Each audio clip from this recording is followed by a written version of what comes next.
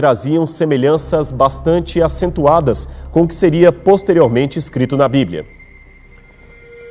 Uma extraordinária coincidência foi percebida, por exemplo, na forma como os antigos documentos egípcios e mesopotâmicos chamavam o primeiro ancestral da humanidade. A grafia do seu nome variava entre Adamu, Adime, Adapa, Alulim, Alorus, Atam, Admuzi e outros. Ora, não seria razoável supor que todas estas formas constituiriam variações ortográficas do mesmo nome Adão? Note que a forma hebraica Adam se adequa naturalmente em todas estas variações. A semelhança fonética é muito acentuada. É como se conhecêssemos um homem chamado João, mas que os alemães chamariam de Johanan, os ingleses de John, os espanhóis de Juan e os franceses de Jean.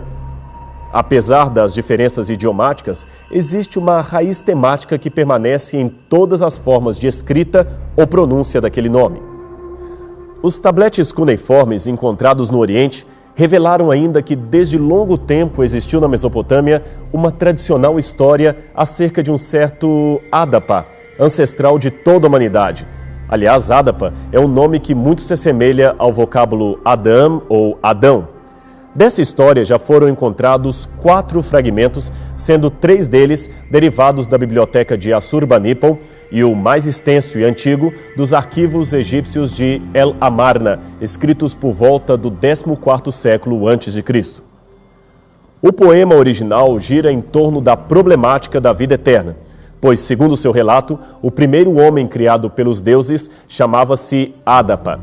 Ele recebera uma grande sabedoria, mas não era naturalmente imortal. Adapa era pela criação o filho do deus Ea e morava na cidade sagrada de Eridu. O curioso é notar que Eridu e Éden procedem da mesma raiz etimológica em conjunto com o sumeriano Edin ou Edenu, que também querem dizer paraíso ou planura. Coincidentemente, Lucas também enumeraria a genealogia humana de Cristo a partir de Adão, classificando-o como no mito de Adapa de o Filho de Deus, Lucas 3, verso 38. A história prossegue dizendo que Adapa vivia em meio aos Anunnakis, palavra que lembra muito de perto o termo Anaquins, ou gigantes que temos na Bíblia. Depois apresenta sua falha ao quebrar com a vela do seu barco a asa do vento sul, impedindo-o de soprar sobre a terra. Em seu julgamento perante os deuses, Adapa se recusa a alimentar-se do pão da vida e da água da vida. Aquilo, na verdade, era um teste, pois ele sabia que não lhe era permitido participar do alimento reservado aos deuses. Inconformado, o deus Anu lhe pergunta: por que não tens comido nem bebido da água da vida? Se assim fazes, não poderás ter a vida eterna. Estas palavras ecoam a mesma proposta da serpente ao oferecer o fruto para Eva. É certo que não morrereis, porque no dia em que dele comerdes, sereis iguais a Deus.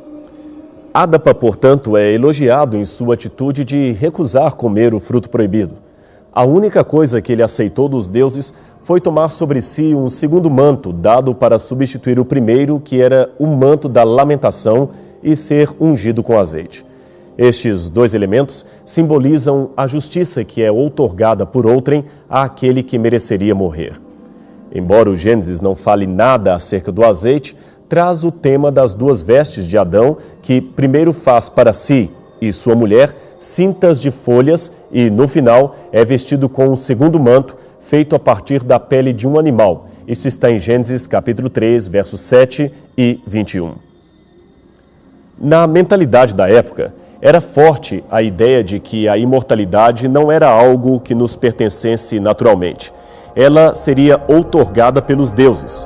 Igualmente, na visão bíblica, o homem não é criado como um ser imortal, mas como um candidato à imortalidade mediante a obediência. Com a entrada do pecado, perdemos a vida eterna e agora somente em Cristo podemos, de fato, recuperá-la. Com peculiaridades próprias de cada poema, esta mesma estrutura de criação e queda do gênero humano aparece em outras histórias espalhadas pelo antigo Oriente Médio.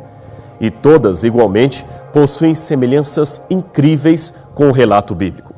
No épico babilônico de Gilgamesh, o lendário herói sumeriano tem um amigo chamado Enkidu, que é seduzido por uma cortesã da deusa Ishtar e passa a ter o conhecimento pleno, símile do conhecimento do bem e do mal mencionado na Bíblia. Após este ocorrido, Ishtar lhe declara: "Você agora é um conhecedor, Enkidu. Você será igual a Deus." Então ela improvisa vestiduras e o veste com elas. Um tablete encontrado em 1934 no sítio de Khor-Shabba, a 23 quilômetros de Nínive, contém uma lista de reis assírios, começando com 17 reis que viveram em tendas, provavelmente os líderes dos povos nômades. Tudia é o primeiro nome da lista, seguido por Adamu, que muito provavelmente seria um título de realeza advindo de um ancestral famoso, como foi o nome César para os imperadores romanos. Mais à frente, noutra lista, encontramos o 37º rei, chamado Puzar-Azur. Ele era um dos vários reis nomeados em homenagem ao seu ancestral Azur, o fundador da Assíria. Em Gênesis capítulo 4, verso 22, encontramos o mesmo costume num dos descendentes de Caim, que se autodenomina Tubal-Caim. Assim, é possível que Adamu tenha sido um rei que assumiu esse nome em homenagem a outro Adamu, importante, que existiu bem antes dele. E por que não supor que seria uma homenagem ao Adão que viveu no Éden?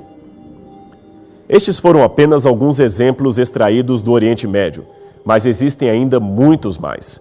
Todos eles testemunham, inclusive, a história de como o dilúvio e a Torre de Babel fizeram parte da relação do mundo. No estudo comparativo destas culturas, os arqueólogos perceberam que pelo menos 6 elementos históricos do Gênesis podem ser encontrados nos tabletes que agora eram traduzidos por peritos em paleografia. De maneira bastante comum, eles mencionavam, em primeiro lugar, a criação e desobediência de um casal humano que perde o paraíso. Em segundo lugar, a maldição que segue à desobediência, trazendo a morte aos habitantes da terra. Em terceiro, o início da família humana, marcado pela tragédia de um assassinato, onde um irmão mata o outro irmão. Em quarto lugar, a humanidade que se torna má e por isso é destruída num dilúvio. Em quinto lugar, menciona-se o perecimento de quase todos, menos alguns que são preservados pelos deuses. E em sexto e último lugar, menciona-se a confusão de idiomas, que espalha os homens pelos 4 cantos da terra. Esses paralelos literários derrubaram a tese de que a narrativa do Gênesis seria apenas um mito criado pelo autor da Bíblia, tradicionalmente apontado como sendo Moisés. Alguns, no entanto, continuaram a negar a historicidade da Bíblia, sugerindo desta vez que estes relatos mesopotâmicos seriam os originais e que o Gênesis seria apenas um plágio de obras literárias anteriormente existentes. Mas, desmentindo esta última hipótese, Kenneth A. Kitchen, professor emérito de egiptologia da Universidade de Liverpool, escreveu que a suposição comum de que este relato bíblico é simplesmente uma versão simplificada de lendas babilônicas é um sofisma em suas bases metodológicas. No Antigo Oriente Próximo, a regra é que relatos e tradições podem surgir por acréscimo ou embelezamento na elaboração de lendas, mas não o contrário.